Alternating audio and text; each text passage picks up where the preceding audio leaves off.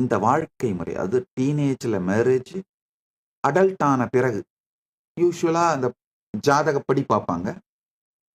ஆணுக்கு ஒரு 20, 21 வயசு, பெண்ணுக்கு ஒரு 18 வயசுக்கு மேல. அந்த வயசு ஆகும் பொழுது அந்த ஜாதகத்துல பார்த்து கரெக்டா எந்த காலகட்டத்துல 2 பேருக்கும் நல்ல காலகட்டமா இருக்கும், அவங்க இணைந்து வாழத் துவங்கினா வாழ்க்கை இனிமையா இருக்குமோ, அத குடும்ப ஜோதிடர் முடிவு பண்ணி சொல்லுவார் அந்த காலகட்டத்தை. அந்த காலகட்டத்துல தான் அவங்க சாந்தி முகூர்த்தம் செய்து நடத்தி, பிறகு குடும்ப வாழ்க்கையை துவங்கி ஒண்ணா வாழ ஆரம்பிப்பாங்க.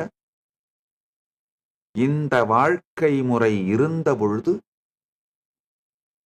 மிகப்பெரிய நன்மைகளை அடைந்து, அந்த வாழ்க்கை முறை அழிக்கப்பட்ட பொழுது அதனால் வரும் துக்கம், கஷ்டங்களை நேரடியாக அனுபவித்த சைவ வேளாளர் குலத்தில் பிறந்தவன் நான் என்பதனால், எங்களுடைய வாழ்க்கை வரலாற்றின் நன்மையும் தீமையும் பாடங்களையும் அனுபவங்களையும் பதிவிடுவதை செய்துதான் தீருவேன்.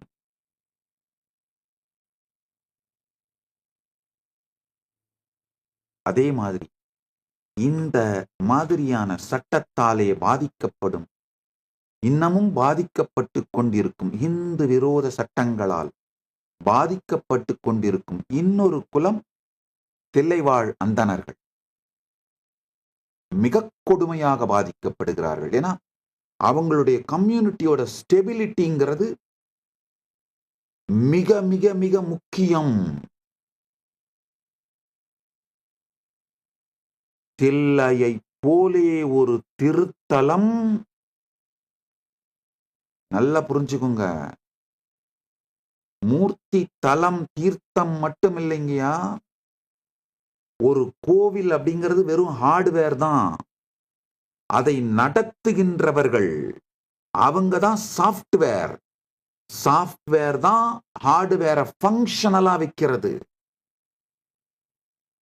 சாஃப்ட்வேரையும் ஹார்ட்வேரையும் பிரிச்சிட்டோம்னா, அழிச்சிட்டோம்னா, சாஃப்ட்வேரை செதைச்சிட்டோம்னா கோயிலை மியூசியம் ஆக்கிடலாம்.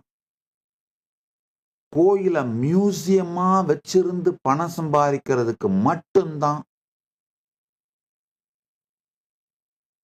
எல்லா இந்து விரோத சக்திகளும் விரும்புகின்றது, முயற்சிக்கின்றது. கோயிலை ஒரு